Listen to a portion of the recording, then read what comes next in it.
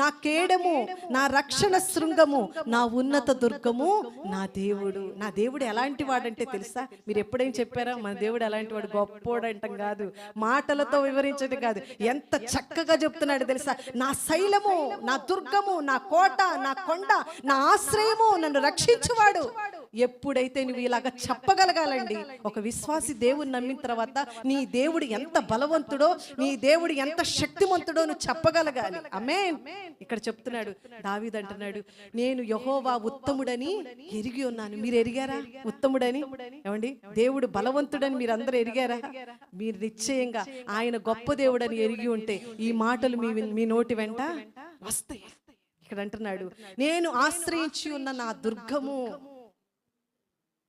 కీర్తనీయుడైన యెహోవాకు నేను మొరపెట్టగా ఆయన నా శత్రువుల చేతిలో నుండి నన్ను రక్షించును. నేను ఎవరికి